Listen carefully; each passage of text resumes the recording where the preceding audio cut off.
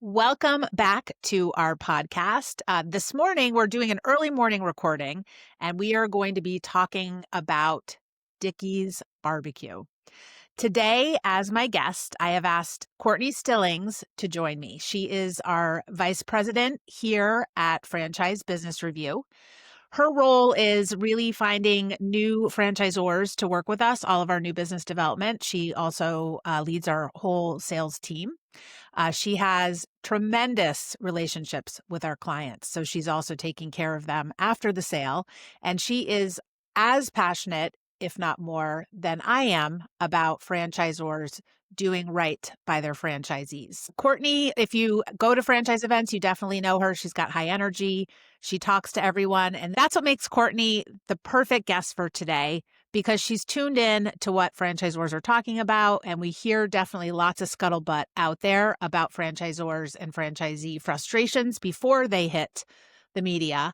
Outside of work, Courtney is always on some adventure. She's either traveling or she's hanging out with her golden retriever, Tuck, who also spends a lot of time with us here in the office. She's extremely competitive. We have that in common as well. And she can usually be found watching and cheering on any New England sports team. So go ahead and message her directly if you want to fight her on that. Courtney, thanks for joining us this morning.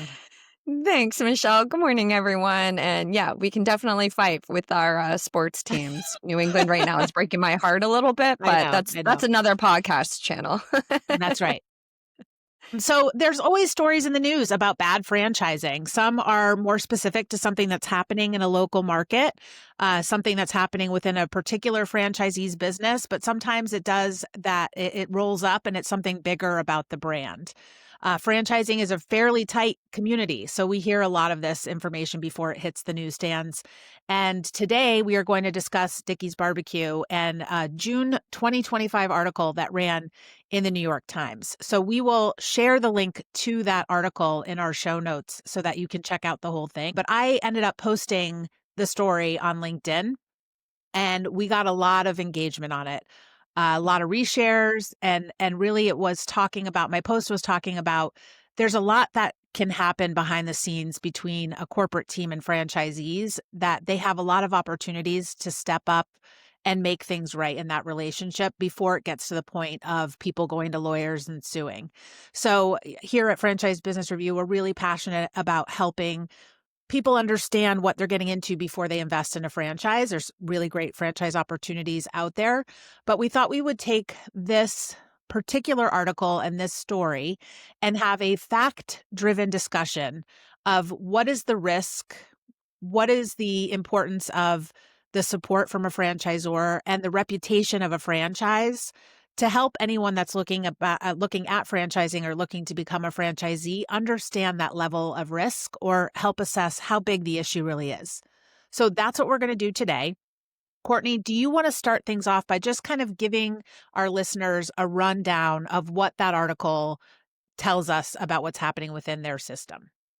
Yeah, absolutely. It was a great article. And to Michelle's point, again, a lot of engagement here. So I think a lot of people's eyes are looking at this. And so the breakdown of this, the brief down, whatever you want to call it these days, but the 37 current and former franchisees and also 6 former corporate staff filed complaints with the FTC, the Federal Trade Commission. And that has oversight of the franchise rules and the regulations, right? So the allegation is that they sold franchises with misleading data, mostly financial data, looking at startup costs where they were way above projections. Also pressure from corporate to keep failing units open, and also allegations of threats to deter criticism. Dickey's leadership team is saying that the article actually cherry-picked negative cases to highlight in the article, but then also ignored stories of their successful franchise owners. Okay, so wait, let's pause. Let's pause there for 1 second. So yeah. the allegation is that misleading information was put in front of a candidate saying, this is how much money you can make. This is how long it will take for you to break even or be profitable. And we're going to tackle that. And then they were saying that there's pressure from corporate to keep failing units open. So a franchisor If they have units that close or units that sell to someone else, it's reported in their FDD. So we've talked Mhm. about the FDD in past episodes. It's the franchise disclosure document. That has a list of active franchise owners, but also systems that are franchisees that have left the system. Mhm. And also you can see the churn, so the number of units that are closing each year. So Mhm. they basically are saying the franchisor pressured me to keep my unit open so it wouldn't impact them in a public Right. way. And Yeah. then there's the, hey, we're going to threaten you with X, whatever it is, to try and keep people from telling the story outside of the system. So I think that's Mhm. kind of what we're talking about today is, I mean, we're assuming, we're just going to go again, fact driven data through this. So that is what is reported in the article. Okay. Mhm. Yeah. Yeah. And I think, I mean, obviously there's a lot of different factors here and a lot of different points. So, Michelle, with you, I would love to tackle some of these points and really how it impacts franchisees or candidates who are looking at it, right? So, what are some of the key points for the franchisees and for the candidates here? Yeah, so I think the first key point that I want to bring up is that there's an accusation that there's deceptive selling practices here. We're also seeing that the corporate team is being defensive of the way that they presented the opportunity to people and the support that they're offering the franchisees. So I kind of want to go into first, I'll share some of our data from Franchise Business Review. So about 40,000 franchisee responses in the last year. We asked the question, the total investment into my business, including both time and money, has been consistent with my expectations and any information provided to me by my franchisor. So we ask that of every brand that we work with. And I'm going to say up front, we do not work with Dickies. So we'll just kind of start there. Mhm. Their system is not included in this data. 21% of franchise owners disagree or strongly disagree with that statement. So in a whole franchisee community, this is impacting a small percentage of franchise owners, I will say. But that first expectation that is set, that relationship is being built as you go to join the brand, when you're telling somebody something and you miss those marks, you're already off on the wrong foot by trying to oversell them on a dream. And then you don't live up to that. Your support team doesn't live up to what's promised to them. You're going to be very frustrated as a new business owner and probably struggling if there's something that you feel like was not disclosed. So you're struggling and they've already kind of not delivered on what they promised from the get go. So you're setting up a very contentious relationship between them. Mhm. So, yes, the franchisor has a responsibility to educate you on their brand and what they offer, but it is ultimately up to you researching your options to really understand what you're reading in that franchise disclosure document or how to get at this information. So, Mhm. I think we're all adults. We understand that what people tell you isn't necessarily always the truth. So, how do you vet this data? The Yeah. best thing is talking to franchise owners that are in the business. So, Mhm. really taking the time to talk to franchisees and understand talking to top performers. How are they running their business? How much time are they spending in the business? How long did it take them to break even? Did they open as quickly as the franchisor said they would? Were they making money as soon as the franchisor said they would? And then Right. talk to underperforming franchisees, understanding why they're struggling. Are they focused on their business? When they're failing, what is the franchisor doing to step in and help support them? So I think Yeah. that's the first key point is just understanding, are you being sold? And people can't visually see me, but I'm throwing up my air quotes. Are you being sold or are you being educated on what it's like to really run this business? Yeah. Absolutely. And I'm gonna second that right there. What you just said, Michelle, is are you being sold or educated? And I think Yeah. that is everything right now. And maybe not just in the franchising industry, but like how you are going about your day to day. You know, there's so much news out there and there's so many data points. But my piece of this too, and looking at that and kind of piggybacking is really the scope of the issue, right? So you're always going to have different voices coming at you, and it can be overwhelming. The key points for franchisees and candidates is you need to talk to the large base, like all of the voices that you can in the system. So there is a small vocal group, right? And then versus the larger and also the largely successful franchise base. And so you need to do your due diligence, your research. And before you invest, you need to talk to as many franchisees as possible, as many owners, and not just the successful ones, not just, the louder ones either, but you need to really get down to the nitty-gritty. How is the training and support for all franchisees? Again, not just the high performers. What does the ROI look like in each case? And with what you were saying too, Michelle, is the corporate team, but how are they stacked up to support you so you're not alone? I get it. I'm a businesswoman, I'm an entrepreneur. I love to get fired up about different things. And sometimes, the goodness or the excitement kind of clouds your judgment. You're really excited to jump into something new and something that lights up your life, your fire. But we need to make sure that you are looking at this holistically in a way that makes sense for you. And different people come from different backgrounds, and not everyone is an entrepreneur or has the same education. So, how are you going to be supported? And again, not just the high performers, but really getting as many details as possible to get a full picture of what you're getting into. And I think that is a huge key point that candidates need to realize. It's not just the loud people that you need to listen to or the high performers, but understanding even on your bad days or, your rough days, how are you going to be supported? And have that flexibility to look at things in a different way. And I think that's just as important. Well, I think it's a great question to ask. There's no business owner that doesn't go through challenges at some point in their Hmm. journey. So how did the franchisor, the corporate team step in to help you work through it? And I think Yeah. too, we talk about it with franchisors is it's a very common thing that your loudest franchisees are somehow perceived to be I know it's not a real word, but the rightest in your system. And Yeah. having Yeah. that visibility into how that franchisee is performing can help franchisees in the system understand, am I listening to someone that has a similar experience to a lot of owners? Is this thing that they're riled up about or being loud about, is it just impacting them? Is it their perspective? Is it truth? So really helping to mitigate that by understanding, is the issue impacting a lot of the franchise community, or is it specific to certain owners? So I think that's a Yeah. that's a great point you made. Yeah. All right, I've got another one. Okay. The industry backdrop of this story is around the comments were around closings. So, closings of locations, costs around running a business, the cost to open a physical location and to run a business have drastically changed since COVID. There was delays in materials. There was, so that would take you longer to open. That would make those materials you need more expensive in a lot of cases. And then just the cost of labor. I think, especially in the food industry, business owners have been impacted by a lot in the last 5 years. And Hmm. so, ask those questions. How has this business changed since pre COVID? Or also understanding, have they updated the information they provide in their franchise disclosure document based on people who have opened more recently?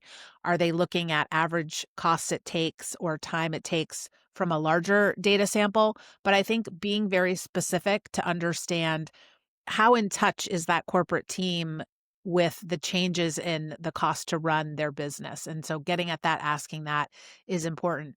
The other Hmm. thing is, as I mentioned, in the franchise disclosure document, you can see the units that have closed. You can see the franchisees that have left the system. So look at the percentage of that. Is that a large population? Any closure is very, very sad, but there is sometimes a reason behind it if the franchisee wasn't doing their part, if they picked a bad location. So really understanding, is there a big percentage of units closing? Because it will hurt your brand as well. It will hurt your business if you join a brand that has a lot of closures happening.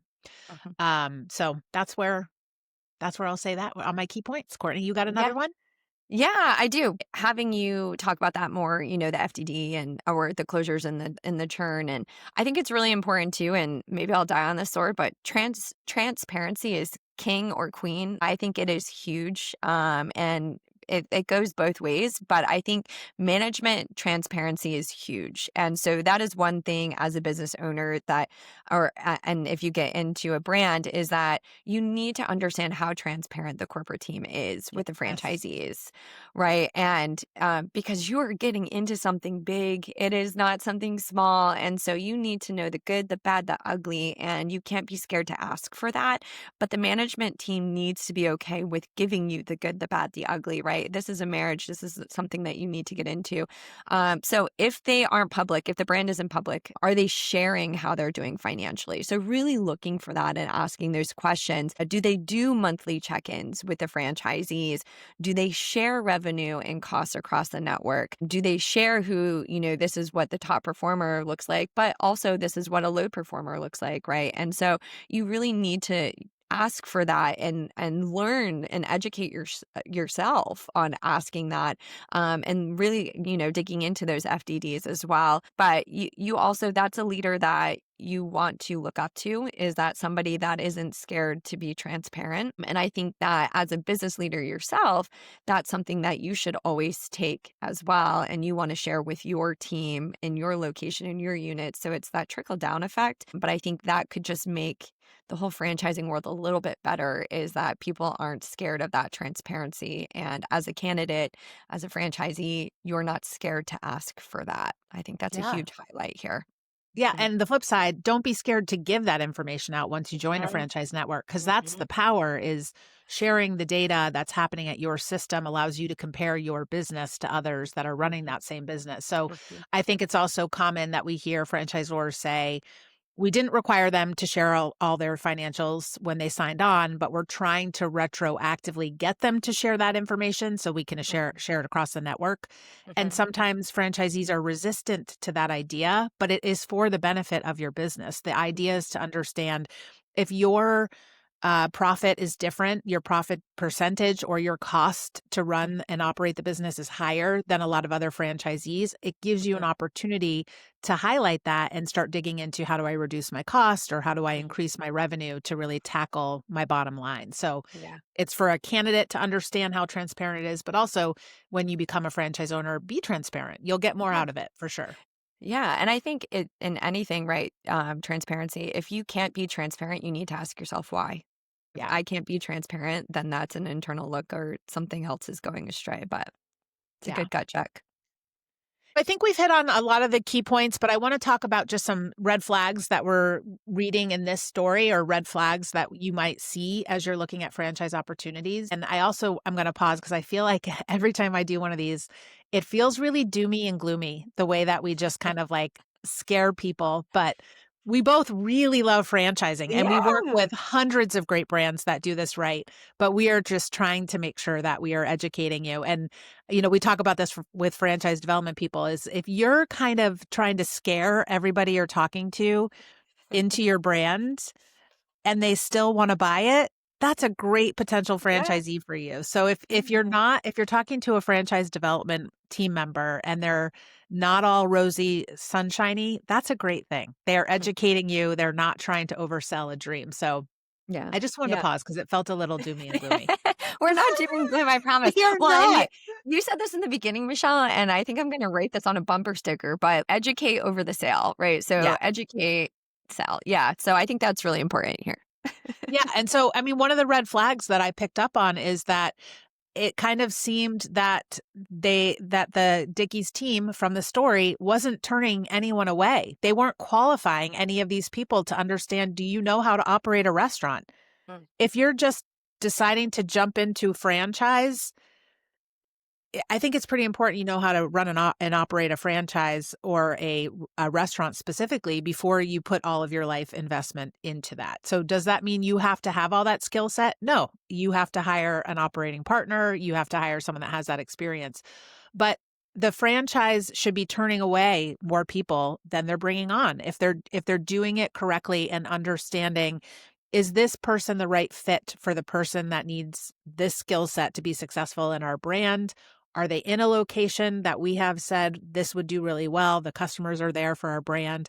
So ask those questions. How are they vetting their franchisees? You want them to be picky if you're joining a brand because that will help protect your investment when you are in it. So Mhm. it's good if they're picky, and it's good if they try and talk you out of buying it, even if it seems strange to you. Yeah. Any other red flags that you saw, Courtney, that you want to make sure we bring up? Well, I did want to say something too. I mean, I love that, we can offer discounts to veterans as brands. And so Yes. that was in this too. And I love that. But it also, I know sometimes that gets super exciting anytime there is a discount or anytime we're trying, to do new things to get more people included. But that's still, you still need to do your diligence Yes. on this. Just because they offer a discount or, trying to get you in, you need to know what that means. And you have to really break that down. So I think it's kind of a beige flag. I don't know if it's a red flag, a pink flag, whatever I you want to agree. call it. Yeah. Yeah, it's a great thing, but it's also like that shouldn't be the reason why you're joining a brand is just because you're getting a discount. So that kind of stuck out to me, Michelle, too. And I don't know if we want to dig into a little bit more of the veterans point Yeah, of it. well, I think it's great that franchise systems offer discounts to veterans. Absolutely. It's the least Yeah. we can do to Yeah. really show appreciation and support veterans that are coming back from service and trying to figure out what their next career or business is. IFA, the International Franchise Association, has a vet fran program, and you can look on their site to see who is offering those vet fran discounts. But Uh-huh. again, don't just look at the discount, the waive of the initial fee, whatever that discount is they're offering. That's typically what it is that they'll waive or discount that initial fee. And we've have another episode where we talk about all those startup costs. Uh-huh. But don't let that blind you to still doing your homework and looking at all the other areas. So again, great program to check out. See the franchisors that are committed to supporting those veteran owners if you are a veteran.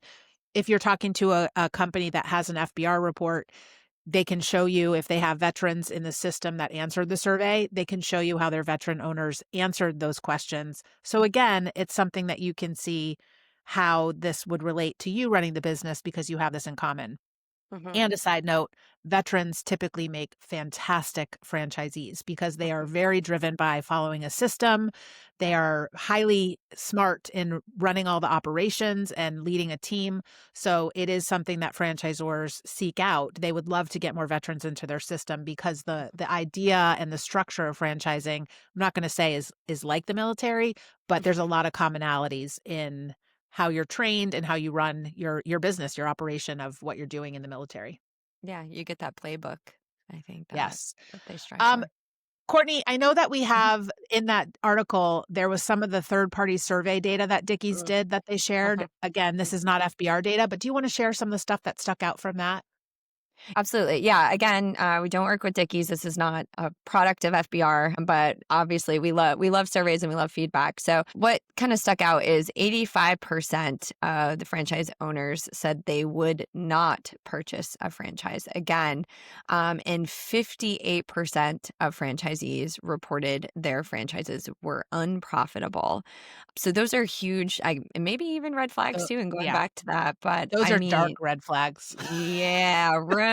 No, but it is, I mean, we look at our data, some of those main questions that we ask on our FBR surveys that I love coming back to is if a franchisee would recommend the brand or if they would do it all over again, right? So those are high tails or not tails, but high signs that somebody is truly engaged. And if they're going to recommend this brand to their loved ones, to people that they hold close, that's a good sign. And then if they're not, then that's probably not a great sign, right? So if they're not making money and they're not recommending the brand or said they would not do it all over again, those are things that are always sticking out to me in my brain for candidates to look at. Yeah, and Courtney, I just threw into our document that we're working off of Yeah. our data around that if you want to read that as well and just share that, Yeah. how it Yeah. varies. Yeah, absolutely. The data people, right? So we're always moving and grooving here with the data. But when asked if you could do it all over again, right? So knowing what you know today, so would they still invest in this franchise, knowing everything that they know? Only 17% of franchisees in our data said probably not or no. So that's awesome. Like there's a Huge lot of. difference. Yeah. Yeah, there's a huge difference. There's a lot of franchisees out there, and a lot of brands that are doing things the right way. Where when our franchisees are being asked, "Would you do this all over again? And would you invest in this same franchise?" Only 17% are saying probably not or no. So, Yeah. And you brought up another great one on the would you recommend. So I popped into our hmm database to get that yeah, data as well. So again, and now I hmm have the actual number. So this is our okay, database. So when you hear us in these podcasts and we share data from the industry standpoint, it might be different numbers. It shouldn't be too vastly different, but it's a live database. So we are looking at a 12-month history of any surveys we've done. So right now, hmm this is based on 45,000 franchisee responses. for sure. And when asked, would you recommend this franchise to others? Only 17% said no or unlikely. So Mm, again, we're kind of highlighting a bad actor, according to the article in the New York Times, but mhm, the general sentiment of franchisees, or at least from the people that participate in our research, are going to recommend the franchise to others. Does it mean that everything's perfect, that they've got it all figured out? Of course not. But it's a good opportunity to make your living, and it's a good relationship between the franchisor, the corporate team, and the franchisees. So I think that's mhm. important to highlight. Yeah, absolutely.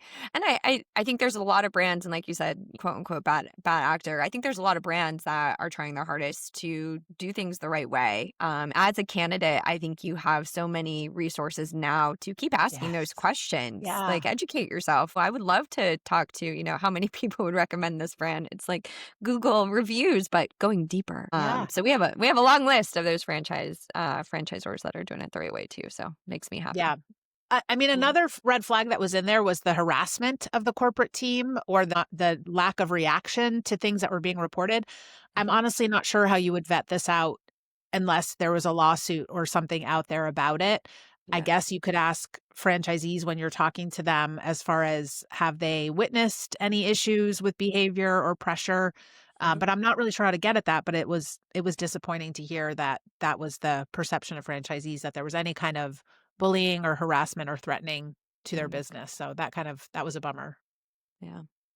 Yeah, I agree. And even when you were saying, like the friend Dev saying that we are sharing, this information, where did you get this information about projections?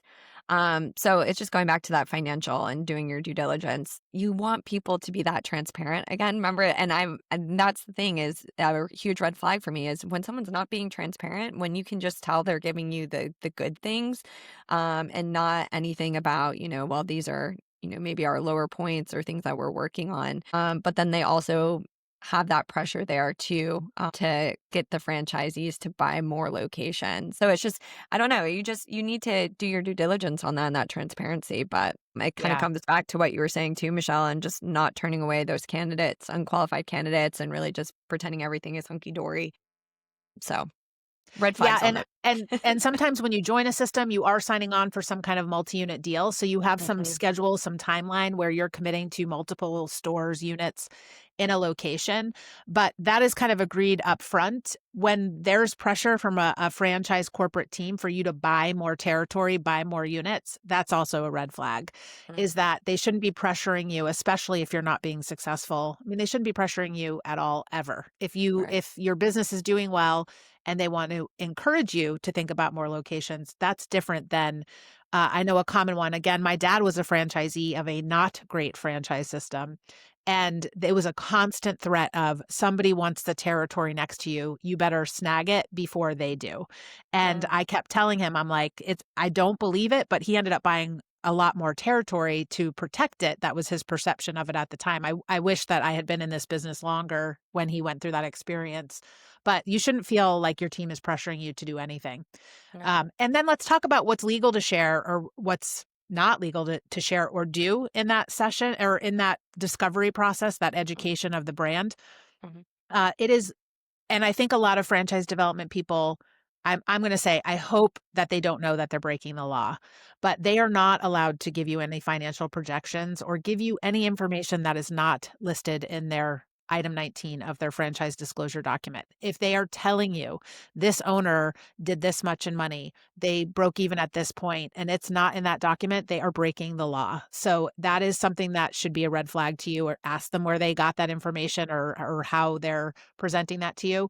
The mhm, other is called directing. And so I think this is when I talk to franchise owners in a system and they say, gosh, they had me talk to specific people in the system. mm. If they're gatekeeping you talking to any franchisee in your document, that is illegal. They cannot push you to talk to specific franchisees only.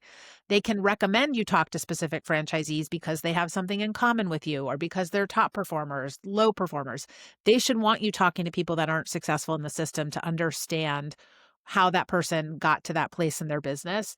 But Mhm. if they're saying, here's a list of the people you can talk to and that's it, that is illegal and that should be a red flag for you. So hopefully the development teams know that, but it's called directing and it is completely against the law. Mhm. So I think that's all the red flags I think that we saw through that. Yeah. And Yeah. I think obviously there's a lot of different ways to go about and how do we be better and how do we do things the right way. But I know I have a few questions too for you, Michelle, to Yeah. wrap up here, especially with all of your knowledge and your experience in franchising as well. What recourse does a franchisee have if their business performs poorly? It's a great question, and they don't have much recourse. You are committed to that business for 10 years in most cases, and there's usually penalties or fees if you close your business. So instead of thinking about it as recourse, of course, you can sue the franchisor if you think that they did something inappropriate, but this doesn't happen overnight. You can see your business not performing way before you can point fingers at anybody or get into the legal Mhm. side of it. Not to mention the cost mentally and financially to go into litigation is Mhm. just a lot. And if you're in a failing business, to put that on top of everything else can really be taxing. So if you have a great support team or support from the corporate office, they should be flagging when you're not performing. And that's when you get to work. That's where you ask, what do I need to do to turn this business around? What is the franchisor going to do it to step in and help? But you absolutely are responsible for operating your unit and for performing at a high level. Mhm. So don't wait till you're facing litigation. Raise your hand and ask for help. If it's not something within the franchisor's corporate team that they can help you, find external resources, talk to other franchisees and find out how they're tackling those issues because it's on you as the business owner to turn that ship around. Mhm. Yeah, absolutely. And again, there's always going to be risk in any business, right? So it is you're acknowledging that, we understand that, but again, raise your hand if you need Yeah. that extra support. Yeah. Okay, so then how can a franchisee and owner prevent something like this from happening to them? Yeah. Great question. There's no crystal ball. So the best thing that you can do is look at all the materials that you have before you invest. And I probably have said it on other episodes. We talk about this a lot with everyone. The only two things that matter the most before you invest in a franchise are franchisee satisfaction and unit profitability. If you can't get at the answer to those two questions, I would not move forward. I think that that is how you really have the best shot at preventing something like this tragic of happening to your business. Mhm. So Yep. that's it. Drop the mic All on right. that one. Yeah. So again, we're going to acknowledge there's risk in any business out there. I think that we've tried to present some FBR data that's showing you that these types of stories that we're seeing are not the majority. That they of course happen. There are bad apples, there are bad actors in franchising, but the majority of franchisors and corporate teams are out there to support you and your business. Mhm. I also want to wrap up and say we do not publish the brands that we work with that don't score well. So on our site, you can get franchisors that have done the work and have high scores. And the reason we don't, we've had people say it would be great to have a worst of the worst list. We are not here to Mm, put brands on blast. It is, mhm. we're here to spill the tea and to help people understand what's happening in franchising, but we are not here to throw anybody under the bus. We work with franchisors and offer them that confidentiality of working with us because if we didn't, they probably wouldn't work with us. There's too much risk in saying, I'm going to ask my franchisees what they think, but you have the option to share if we're really dropping the ball. Our hope is they use this data internally. Mhm. They focus on the areas that the franchisees are saying they need to be better at.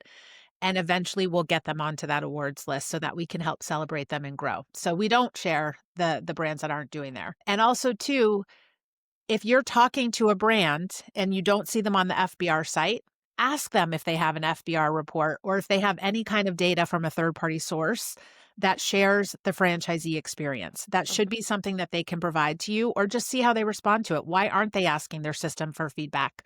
Why are they just doing it internally? Why aren't they sharing it with candidates to get an understanding of what that system looks like? So I think that's it for today. Courtney, I always, of course, love talking with you. I hope you'll come Likewise. back and share all the things that you know about all the tea and the people in franchising.